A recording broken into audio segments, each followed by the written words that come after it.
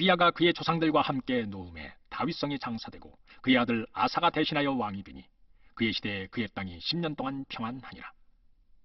아사가 그의 하나님 여호와 보시기에 선과 정의를 행하여 이방 제단과 산당을 없애고 주상을 깨뜨리며 아세라상을 찍고 유다 사람에게 명하여 그 조상들의 하나님 여호와를 찾게 하며 그의 율법과 명령을 행하게 하고 또 유다 모든 성읍에서 산당과 태양상을 없애매 나라가 그 앞에서 평안함을 누리니라. 여호와께서 아사에게 평안을 주셨으므로 그 땅이 평안하여 여러 해 싸움이 없은지라 그가 견고한 성읍들을 유다에 건축하니라. 아사가 일찍이 유다 사람에게 이르되 우리가 우리 하나님 여호와를 찾았으므로 이 땅이 아직 우리 앞에 있나니 우리가 이 성읍들을 건축하고 그 주위에 성곽과 망대와 문과 빗장을 만들자. 우리가 주를 찾았으므로 주께서 우리 사방에 평안을 주셨느니라 하고 이에 그들이 성읍을 형통하게 건축하였더라. 아사의 군대는 유다 중에서 큰 방패와 창을 잡는 자가 30만 명이요 베냐민 중에서 작은 방패를 잡으며 활을 당기는 자가 28만 명이라. 그들은 다 큰 용사였더라.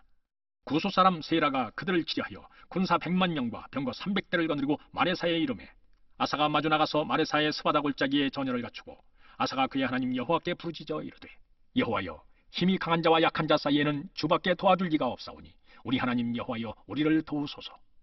우리가 주를 의지하오며 주의 이름을 의탁하옵고 이 많은 무리를 치러 왔나이다. 여호와여 주는 우리의 하나님이시오니 원하건대 사람이 주를 이기지 못하게 하옵소서 하였더니 여호와께서 구소 사람들을 아사와 유다 사람들 앞에서 치시니 구소 사람들이 도망하는지라. 아사와 그와 함께한 백성이 구소 사람들을 추격하여 그랄까지 이르매 이에 구소 사람들이 엎드러지고 살아남은 자가 없었으니 이는 여호와 앞에서와 그의 군대 앞에서 패망하였습니다. 노력한 물건이 매우 많았더라. 여호와께서 그날 사면 모든 성읍 백성을 두렵게 하시니 무리가 그의 모든 성읍을 치고 그 가운데 있는 많은 물건을 노력하고 또 짐승 짓기는 천막을 치고 양과 낙타를 많이 이끌고 예루살렘으로 돌아왔더라. 아비야 왕이 죽고 그 아들 아사가 왕이 됩니다. 아사 왕의 평가는 매우 긍정적인데요. 본문에 보니까 여호와 보시기에 선과 정의를 행하여 이방 제단과 산당을 없애고 주상, 태양상 등을 모조리 찍어 무너뜨렸다라고 합니다.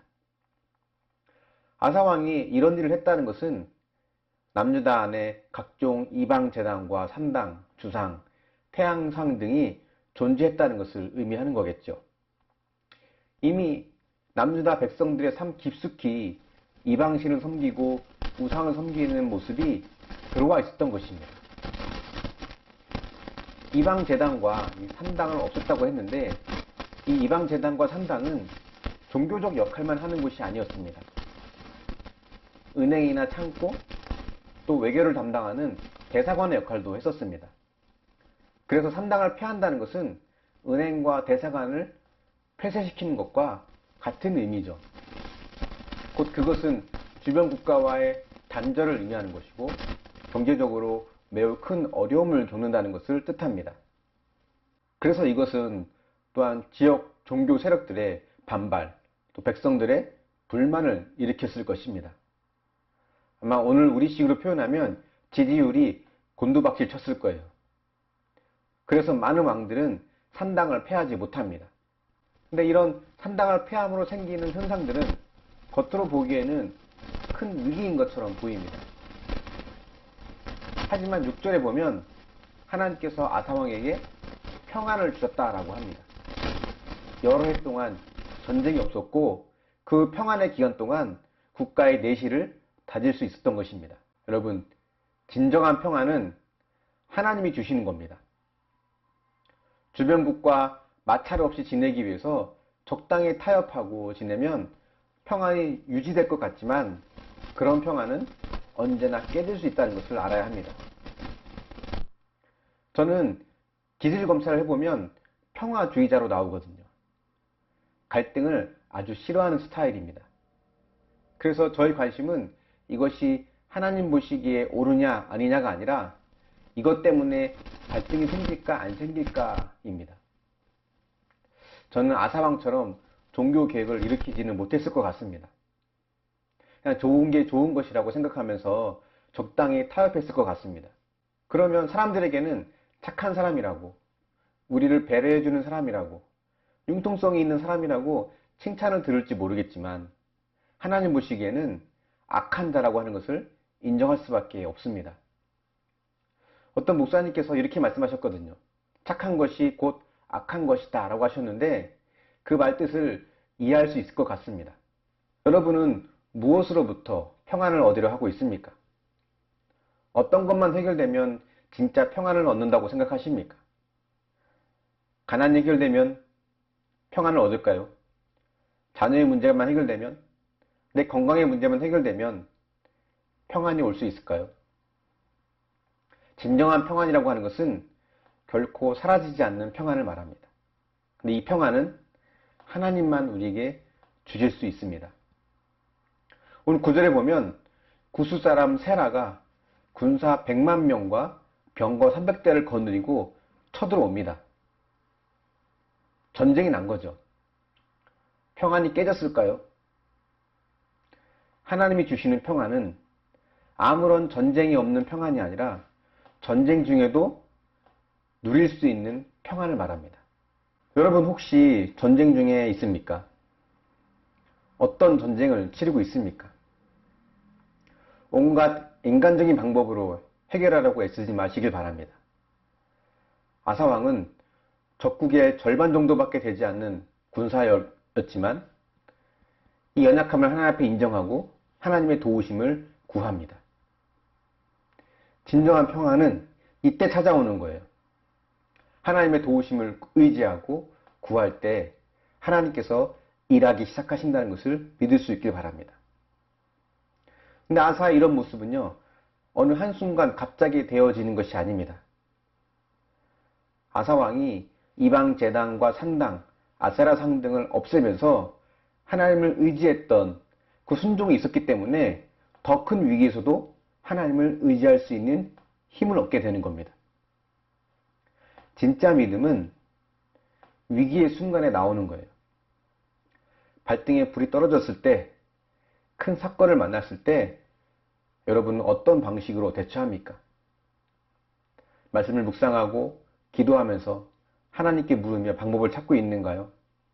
아니면 내 방식대로 문제를 해결하고 있습니까? 아사왕은 하나님을 의지해서 승리를 이룹니다. 우리가 하나님을 의지함으로 삶에서 하나님이 주시는 승리와 평안을 아사가 누린 것처럼 우리도 함께 누릴 수 있기를 예수님의 이름으로 축원합니다. 묵상해 보십시오. 착한 것이 악한 것이라는 말씀이 이해가 되십니까? 착한 내 모습이 하나님 보시기에는 악한 모습이 될 수도 있다는 것을 인정하십니까? 위기를 만났을 때 지나간 말씀의 묵상을 떠올리면서 기도로 하나님께 나아갑니까? 아니면 내 방식대로 해결하려고 하고 있습니까? 우리 이 말씀을 묵상하면서 오늘 하루도 하나님 앞에 더 가까이 또 하나님이 주시는 평안을 누리며 살아가는 저와 여러분이 될 수 있기를 예수님의 이름으로 축원합니다. 기도하겠습니다. 사랑의 하나님 감사합니다. 우리의 삶이 여러 가지 사건과 어려움을 만날 때도 있지만 그 속에서도 우리가 세상의 뜻과 방법을 쫓지 않고 하나님의 뜻과 방법을 쫓을 수 있는 그 은혜를 주심을 감사드립니다. 하지만 우리는 연약하여서 수없이 타협하고 적당히 넘어가려 할 때가 많이 있습니다. 사람들에게 좋은 사람이라고 하는 인정을 받고 칭찬을 듣고 싶어서 적당히 타협할 때가 있음을 고백합니다.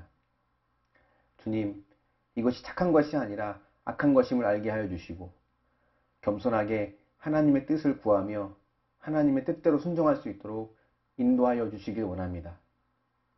아사왕이 그랬던 것처럼 내 안에 각종 우상들을 찍어 무너뜨릴 수 있는 믿음이 있길 원합니다. 그것을 통해서 하나님이 주시는 참된 평안을 또 경험할 수 있도록 인도하여 주시옵소서. 거짓된 우상들이 주는 평안을 쫓는 자가 아니라 하나님이 주시는 참된 평안을 누리게 하여 주셔서 때론 전쟁 같은 힘든 상황 속에서도 하나님이 주시는 평안을 누렸던 아사처럼 지금의 우리의 전쟁 같은 삶 속에서도 평안을 누릴 수 있도록 은혜를 더하여 주시옵소서. 갈등이 없는, 문제가 없는 상태가 아니라 전쟁 같은, 갈등 같은 어려움 속에서도 하나님의 도우심과 은혜를 경험할 수 있도록 우리를 붙잡아 주시고 인도하여 주시옵소서. 감사드리며 예수님의 이름으로 기도합니다. 아멘.